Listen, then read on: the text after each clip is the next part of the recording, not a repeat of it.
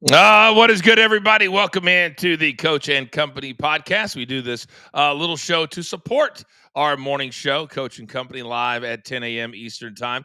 If you missed any part of the morning show live on the Stadium Network, you can catch us on demand at our Coach and Company YouTube page while you are there. Hit that subscribe button. We're getting so very close to fully separating all of our content. Our BTT YouTube page, obviously very big, and we had to start a new one for Coach and Company for weekday wagers, and we're getting very, very close to be able to doing everything we want to do over there. We have a lot of new people checking out our content in the last 24 hours. Welcome to all of you. This is where we talk everything sports betting. We'll throw in a little bit of wrestling. So if you like any of that stuff, you'll definitely love all the content coming out of BTT Studios. Also on this podcast, we never go over 20 or 30 minutes, ever. We understand you have a life. This is just where we get a little bit deeper into topics since we're not relegated or regulated by commercial time and showtime. So the last 24 hours have been very, very interesting for me. And as many of you know, I spent well over a decade in the WWE. The most years of my professional life have been spent working for the WWE. So pro wrestling is obviously very important to me. I do 3 different shows now that are pro wrestling related. That's how I earn my living. And so yesterday, I guess I wasn't quite expecting the amount of interest in the passing of Hulk Hogan at the age of 71, cardiac arrest yesterday morning at his home. He had not been in good health for some time. Nobody had seen him in public since he was promoting his new wrestling venture with my good friend Eric Bischoff.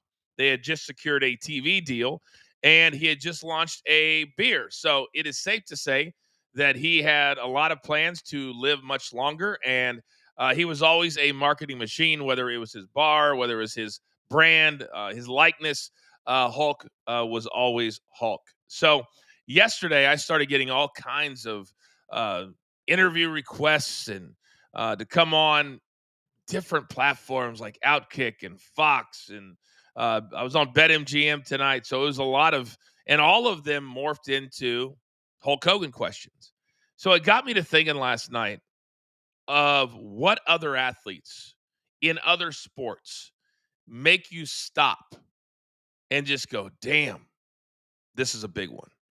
And not to diminish human life whatsoever, but the truth of the matter is that all of us are literally like a speck of sand.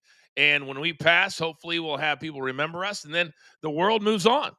But there are some people that are so bigger than life that they make you stop for a second and go, whoa. And for me, now that I'm officially smack dab in middle age, to me, middle age is 40 to 60. And I've had a lot of friends that died early. I've had a lot of friends that died around me. And when you start to question your mortality a little bit, hopefully it makes you move a little bit different.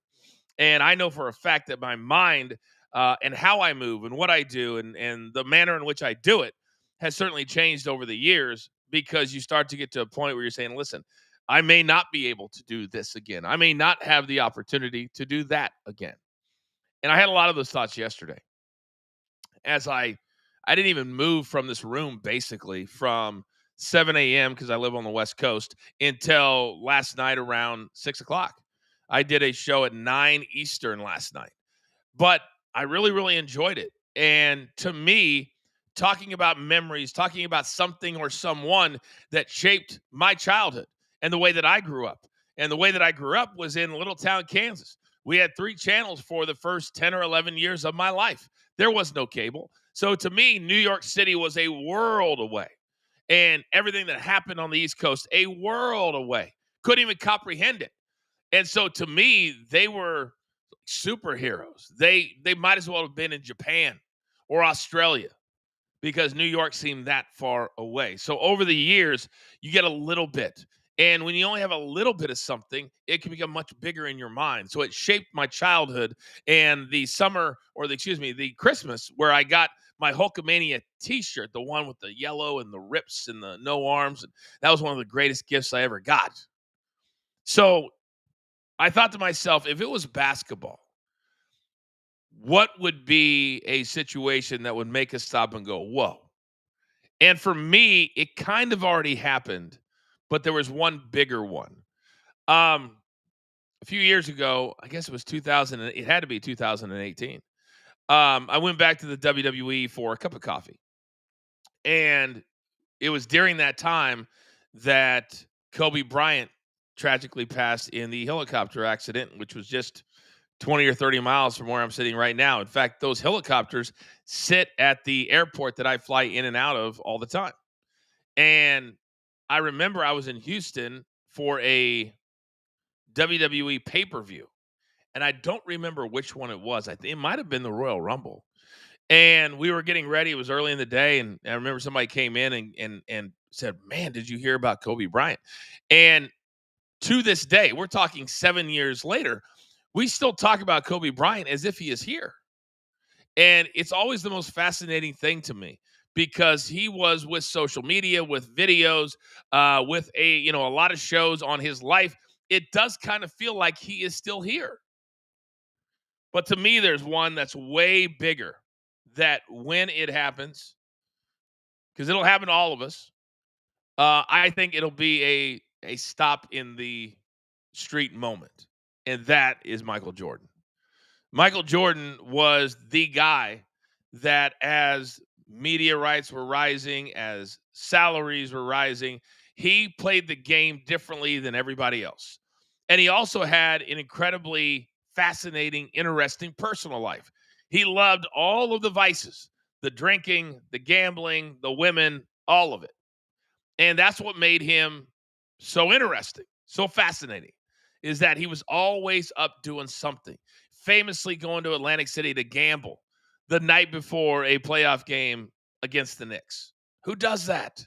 Michael Jordan did it. And building your own golf course because you're so tired of playing slow golf at a country club. Who does that? Michael Jordan does that. So to me, when that time comes for Michael Jordan, it's going to be a stop in my tracks moment. Also, he's one of my three favorite athletes of all time. And how I rate my athletes that I love is who gave me the most enjoyment, the most good things. And that is Tiger Woods and Michael Jordan. And if I'm being honest, probably LeBron James is number three because he's been 21 years of my adulthood inside the NBA. So to me, Tiger and MJ are 1, 2, and they're interchangeable. So I think Michael Jordan in basketball would be the guy. That would be the equivalent of Hulk Hogan in my industry, pro wrestling. And I was also blown away at some of the reactions from different people in wrestling who were at different ages. Some, like a Ric Flair, very distraught. He was a man who shared the ring with Hulk Hogan. They had become closer, according to Rick, the last several years. They were both in their 70s, very close to the same age.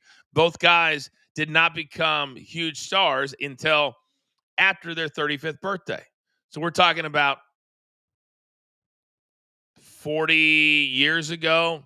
So Hulk was around, early 30s and really vaulted into superstardom, later in the 1980s when he was 35 and older. So then you had younger guys who are like me, who are like, man, that takes me back to my childhood. It takes me back to this. It takes me back to that. And it was kind of a feel good day after you got over the shock. And then you had some people who just didn't really have a reaction to it. And so it was kind of all over the place. So then I thought about the NFL. There's been so many iconic players in the NFL. Who would really stop you in their tracks? And to me, you factor in Super Bowls, you factor in personal life, attention, and I think it would be a a tight one between Tom Brady and, if you're looking at polarizing and you're looking at really dominating football, man, who is even up there at that level? You could have, I mean, if you're talking about interesting lives, that's had a lot of colorfulness to it. You could talk Lawrence Taylor. He's been in the news a lot at different times. Um, Golly, Ray Lewis, maybe. I don't know. To me, Tom Brady is still, he's the All-American boy. The 7 Super Bowl championships. So I'd probably have to say Tom Brady in the NFL, and then in baseball. We're talking about Babe Ruth is who Hulk Hogan was to the sport of wrestling, if you want to call it that. And Babe Ruth, probably, if you're talking about lifestyles and living it up at night and during the day, well, certainly Babe Ruth, who's obviously already passed, would be in that category. As far as current players, if they passed, who would stop and really make people go, "Oh"? I think you could have Derek Jeter in that conversation. I think that even though he's only been around for a few years, I think Shohei would be in that conversation. I think that there are a lot of big names, but more and more as we get away and into the social media era, I don't feel like there's a lot of big time iconic, and that's key, iconic superstars in baseball that would make the world just stop and listen and pay attention. I don't know if there are any. I really, really don't. Not currently, anyway. And then you have, so we talked NBA, we talked NFL, we talked, what about individual sports? Well, certainly Tiger Woods.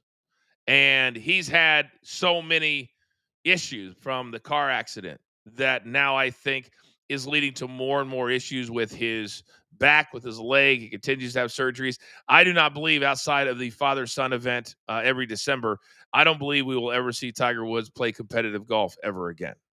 And the tough thing is that with golf, you don't have a definitive "I am done."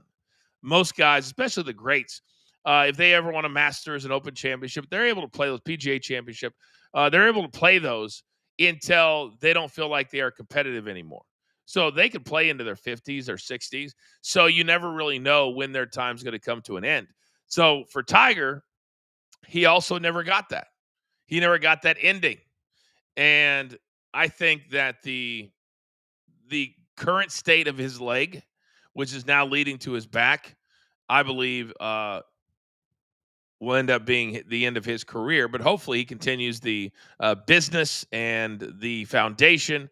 But there is no doubt that Tiger is on the same level as an MJ or a Hulk Hogan, to make people really stop and kind of evaluate where they are. And it's an interesting thing, isn't it?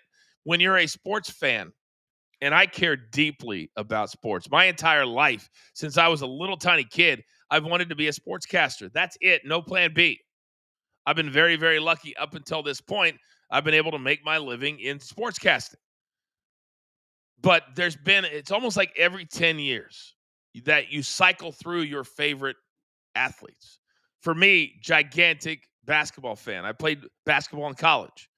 And in the 80s, you had Larry Bird, Magic Johnson, who were lifting the NBA up, just like Hulk Hogan did in the 80s. Same exact thing. How do we take this little company and make it bigger? That's what Magic and Bird did in the 80s, just like Hulk. Then you graduate into the end of the 80s and the 90s, and you got Michael Jordan carrying the entire NBA on his back. He was the first one to get one of those astronomical salaries when he went from about $1.5 million to $33 million a year. That was like, whoa, wait a second. 33 mil? Truth of the matter was he deserved way more than that, way earlier than that. But he had most of the 90s, including a 2-year hiatus, and he was still the most popular player on the planet. And those 6 years on the either side of the 2-year baseball hiatus, all championships, 6 of them. That's why he's an icon. That's why he's the greatest player of all time. Love you. Have a great day. Okay. And then as you graduate into the 2000s, that's when you had Shaq and Kobe. And what made them so spectacular was they were able to win multiple NBA championships despite the fact that they were always fighting with each other. They both wanted to be the alpha. Shaq is the ultimate alpha. So is Kobe. and they figured out how to get along. I believe they won 4 together, I think. I know then Shaq went to Miami after that, and Kobe stayed with the Lakers his entire career and became one of the top 2 or 3 players in Lakers history. There's no question about that. Then the last 20 years, you've had LeBron James carry the mantle and has been the guy despite dealing with the online hate, despite people like myself. But I've been very critical of him, and it's been fair. I've always acknowledged, shout out to Roman Reigns, that he's the greatest player of this generation. He has all the numbers to back it up. He's all-time leading scorer. My issue was this. As I get a little bit older, I realize you can't take it with you. And as much as we all want to make a ton of money and all that, to me, there is a lot more value in what your legacy is going to be. And the reason I've been so critical of LeBron is he's already in that billionaire status. He's got a very nice business already set up that his boys run, that he will be a part of when he is done playing. The agency, he's still going to have all the endorsements. He's a lifetime guy with Nike. So he's going to have a ton of money still coming in when he is done playing. So why then? Because I look at it from my perspective of getting to play and do something with my son. There is no price tag on that. What would be even better is if I was on a winner with my son. And to do that, you got to have salary cap wiggle room. You got to be able to bring in other good players. You need 8 really solid players. And the Lakers have not done that. DeAndre Ayton, Marcus Smart, and LeBron opted in to $53 million a year. Now, you're already a billionaire. You already have all the money in the world. Why do you have to take every last dollar? And then it's the arguments, well, he's a leader. You know, he doesn't want to ruin it for everybody else when they get their shot to get their bag. When has LeBron ever cared about anybody else? When is you really think LeBron James or anybody else for that matter is sitting around their mansions going, you know what? If I take 30, that's going to mess up the algorithm for everybody else. They're going to get less. No, he's not doing that. He doesn't care about that. He clearly cares about the $52.6 million that he's going to earn. And I don't know about you, but if you take, let's just say less. Let's not even say the league minimum, because I said he should take the league minimum, which I believe is a little bit over $1 million, to leave $50 million to sign other players and put together a winner. Because when our time has come, and this is one of those days where you're looking at your time. How long do you have? What is it going to all mean? All those questions I've been dealing with the last 24 hours. So has a lot of other people. And when your time is done, wouldn't it be nice to hear greatest player of all time did something nobody will ever be able to do? And that is win an NBA championship with his son. Is there a price tag on that? Is there any amount of money that you could pay a billionaire to make him believe that that's not the most important thing? But LeBron's done none of that. None of it. None of it. And that's why I've been critical of him. It has nothing to do with his gameplay. It has nothing to do with any of that. But he has carried the NBA for more than 20 years. It's a lot harder to carry the NFL than it is. And speaking of carry the NFL, Justin Fields was carried off the field during practice on Wednesday. He was diagnosed with a dislocated toe. He is said to be trending towards being ready for week 1 to be the starter. We know that they've signed a couple of guys in the last week or so, Garrett Wilson being one of them, to a big new contract. And so this is a great situation for Justin Fields. Here's my issue, is you get carted off. And I know he was setting up and all that. Dislocated toe, at least missed 1 day of practice. He not only was out on the practice field today, he ran out to sign autographs for those fans who were there to watch them practice. I applaud all of that. But you got carted off the field. At least miss one practice for me. But I kid. It's great news for the Steelers. I'm actually a Justin Fields fan. I do believe that he has a lot to give. I think with the right system that he can be a very good quarterback. I think he might be the best scrambling quarterback in the entire league. And he just sometimes a player needs to be in a situation where he feels like he is supported, where they have confidence in him, where he's not always looking over his shoulder to say, hey, do I still have my starting job? So I think Justin Fields and this Jets team, I think they have a really big upside. I really, really do. All right, that's going to do it for today. Remember, we're here every weekday that we can.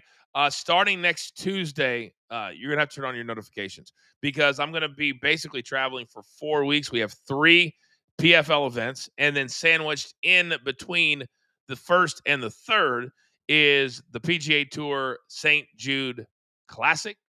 They keep changing the name on me. But it's the St. Jude event in Memphis. No, I'm not hanging out with DG. And I'll be calling that one for PGA Tour Live on ESPN Plus. So it's going to be super busy. We will have a show every day. I don't know about a podcast every day, but I will be putting it out on my socials, and you guys can follow all that stuff there. But thank you for allowing all the content that we do to grow and grow and grow. We can't do it without all of you. That'll do it for now. For producer man behind the scenes, I am the coach. Have a great weekend. That'll do it for now. There's only one. This is the Coach and Company podcast. We'll see you on Monday.